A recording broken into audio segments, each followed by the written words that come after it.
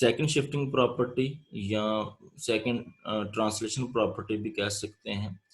हम इसको प्रूव करने जा रहे हैं और इसके रेलेवेंट क्वेश्चंस देखते हैं। Laplace F of T equal F of S, F of T का लप्लास एफ ऑफ एस है। देन हम कह सकते हैं Laplace F of T minus A U A T equal A power minus A S F of S. First of all तो इसका proof देख लेते हैं, फिर बाद में इसको एक्सप्लेन करता हूँ कि ये रिजल्ट कैसे हमें याद करना है। यू ए टी की जरूरत पड़ने वाली है, तो यूनिट स्टेप फंक्शन की डेफिनेशन लिख ली यहाँ पे, जो ये है। अब इसका लप्लास कैलकुलेट करना है तो बाय डेफिनेशन इंटीग्रल अप्लाई करेंगे, जिसकी लिमिट्स होंगी 0 टू इन्फिनिटी और ई पावर माइनस एस टी से मल्टीप्लाई करवाएंगे। आप इसको कहीं पे ब्रेक कर सकते हैं, हम ए पे ब्रेक कर लेते हैं क्योंकि यूनिट स्टेप फंक्शन जो है वो डिफाइन है at point A. 0 to A कर लिए और ए टू इन्फिनिटी कर लिया। अब E power minus S T F of T minus A U A T 0 to A, यानी कि less than A, upper limit A है, इससे ग्रेटर होता है और अपर लिमिट से लेस होता है, यानी ए से लेस के लिए आपके पास unit step function U A T 0 है, और ए टू इन्फिनिटी यानी ए से ग्रेटर के लिए आपके पास यू ए टी 1 है। ये हमने पुट कर लिया, ये चीज तो 0 हो जाएगी, आपके पास ये रिजल्ट रह जाएगा। अब यहाँ पे जल्दबाजी नहीं करनी, बात स्टूडेंट्स के माइंड में आएगा E power minus S T F T, यानी एफ टी माइनस ए से E power minus S T multiply हो रहा है, तो आप कह सकते हैं इसको Laplace into F of T minus A. लेकिन अगर आप गौर करें तो इसमें लिमिट्स 0 टू इन्फिनिटी नहीं है, यहाँ पे लिमिट्स ए टू इन्फिनिटी है। तो यहाँ पे आप लप्लास के फॉर्म में उस वक्त लिख सकते हैं ई पावर माइनस एस टी से मल्टीप्लाई तो हो रहा है और इंटीग्रल की लिमिट्स 0 टू इन्फिनिटी होनी चाहिए। यहाँ पे हम उस तरह के फॉर्म बनाने की कोशिश करते हैं। ये जो t माइनस ए है, यहाँ पे भी हमें a के साथ प्रॉब्लम है, यहाँ पे 0 होनी चाहिए थे, लप्लास के फॉर्म में फिर लिख सकते थे। तो t माइनस ए को टालेट कर लिए, t माइनस इसको t माइनस ए को टालेट कर लिया। अब t इधर रहने दिया, माइनस ए इधर लेके टा प्लस ए हो गया। अगर आप यहाँ पे चेंजिंग कर रहे हैं टा के साथ, तो ये इंटेग्रल भी फिर टा के रिस्पेक्ट होगा और लिमिट्स भी टा के अकॉर्डिंग ही होनी चाहिए। ये जो लिमिट्स हैं टी की हैं, अब आप टा के साथ रिप्लेस कर रहे हैं इसको, तो लिमिट्स भी हमें टा की करनी है और यहाँ पर डी टी की जगह भी डीटा होना चाहिए। तो यहाँ पे आप डिफरेंशियल ले दोनों साइड्स पे, इसका डिफरेंशियल डी टी हो जाएगा, ए का डिफरेंशियल 0 है और टा का डिफरेंशियल डीटा हो जाएगा। अब जैसे इसमें लोअर लिमिट टी अप्रोच कर रही है ए को और अपर लिमिट टी अप्रोच कर रहा है इन्फिनिटी को, अब लिमिट चेंज होगी। अब टी जब ए को अप्रोच कर रही है तो टा किसको अप्रोच करेगा, टी ए को अप्रोच करेगा, तो ए माइनस ए 0 हो जाएगा, तो टा अप्रोच कर जाएगा 0 को। और जब टी अप्रोच करेगा इन्फिनिटी को, इन्फिनिटी माइनस ए इन्फिनिटी होगा, तो टा किसको अप्रोच कर जाएगा, इन्फिनिटी को अप्रोच कर जाएगा। अब इसकी लिमिट्स आप चेंज कर सकते हैं, यहाँ पे 0 आ जाएगा, यहाँ पे इन्फिनिटी आ जाएगा, ई पावर माइनस एस और टी रिप्लेस हो जाएगा। टी किसके साथ, टी टा की फॉर्म में लिखना है इसको, टी इक्वल है टा प्लस ए, इस टी को रिप्लेस कर दिया टा प्लस ए के साथ, और टी माइनस ए को आप क्या कह चुके हैं, टा कह चुके हैं, वो लिख लिया। डी टी किसके इक्वल है, डीटा के इक्वल आ गया। अब यहाँ पे हम कर सकते हैं ये माइनस एस को मल्टीप्लाई टा से और ए से अलग अलग करते हैं, ई पावर माइनस एस टा minus plus minus A S हो जाएगा साथ एफ ऑफ टा।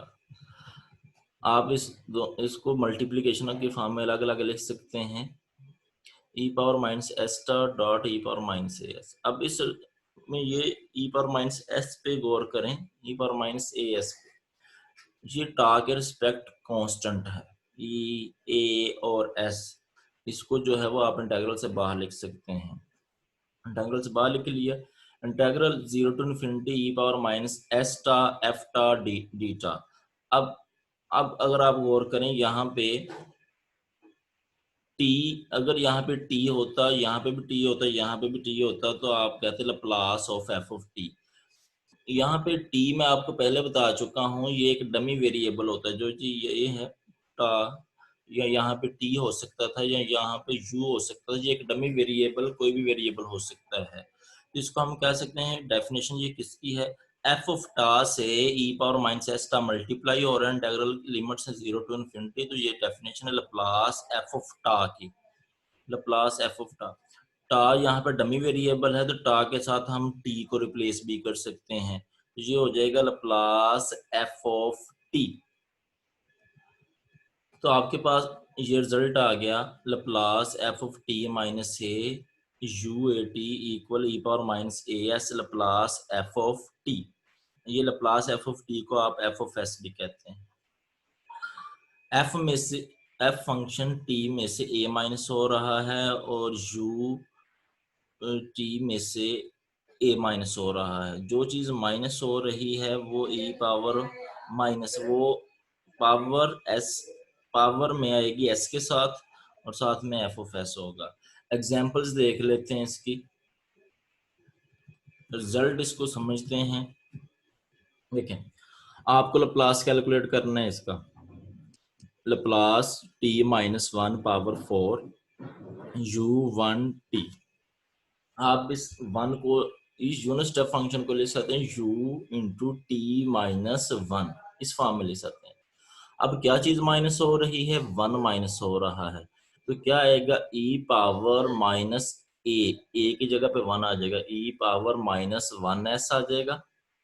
साथ में लप्लास ऑफ ये जो फंक्शन है ये आएगा, लेकिन जो चीज माइनस हो रही है वो नहीं लिखेंगे, यानी कि ये किस पे यूनिट स्टेप फंक्शन है, 1 पे है, तो यानी वो 1 को इग्नोर कर दिया जाएगा। तो क्या आएगा, प्लस टी, ये इग्नोर कर दिया जाएगा, T power 4, Laplace T power 4। अब लप्लास टी पावर 4 का फार्मूला यहाँ पे लगा दिया है। इस रिजल्ट को देखते हैं, sine t minus pi u pi t, यानी यूनिट स्टेप फंक्शन किस पे डिफाइन है, पाई पे है, तो यहाँ पे आएगा e power minus pi S Laplace of, अब ये यूनिट स्टेप फंक्शन का लिखा गया है e power minus pi S Laplace of sine.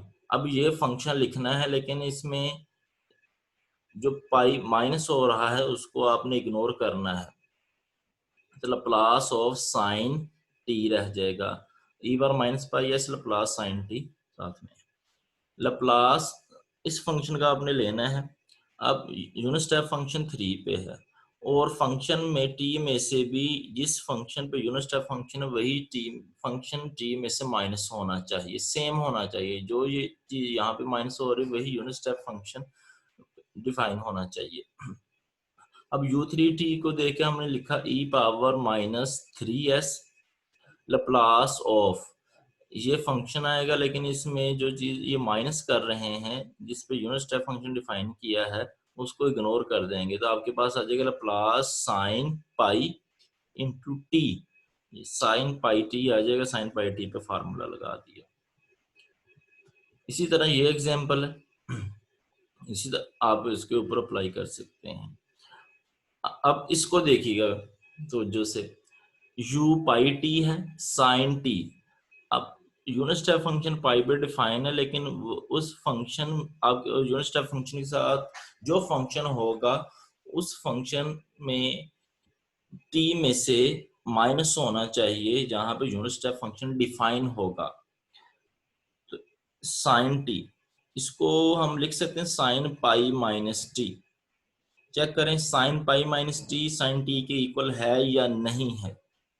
आप हर फंक्शन को इस फॉर्म में नहीं लिख सकते, यहाँ पे देखना ये है कि आप साइन टी को लिख सकते हैं साइन पाई माइनस टी,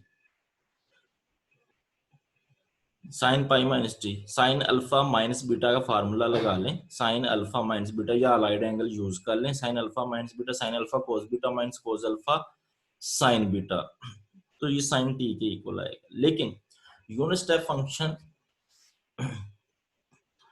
के साथ जो फंक्शन आ रहा होगा वो टी में से माइनस होना चाहिए, ना कि जिस पॉइंट पे आप डिफाइन कर रहे हैं उसमें से माइनस हो, ये टी माइनस पाई होना चाहिए। तो यहाँ पे हमने माइनस कॉमन लिया, माइनस कॉमन लिया तो टी है माइनस पाई हो जाएगा, वो माइनस साइन का फंक्शन है, साइन माइनस को बाहर निकाल देते वो माइनस बाहर आ जाएगा, minus sine into T minus पाई, साथ में यू पाई टी हो जाएगा। हम इस माइनस को बाहर निकाल लें। अब आप देखें इसको यूनिट स्टेप फंक्शन पाई पे डिफाइन है तो आ जाएगा E power minus pi S, E power minus pi S plus of F of T, F of T क्या आएगा साइन टी आएगा, ये और ये सेम होना चाहिए, ठीक है। फिर हम जो है वो सेकंड शिफ्टिंग प्रॉपर्टी अप्लाई कर सकते हैं।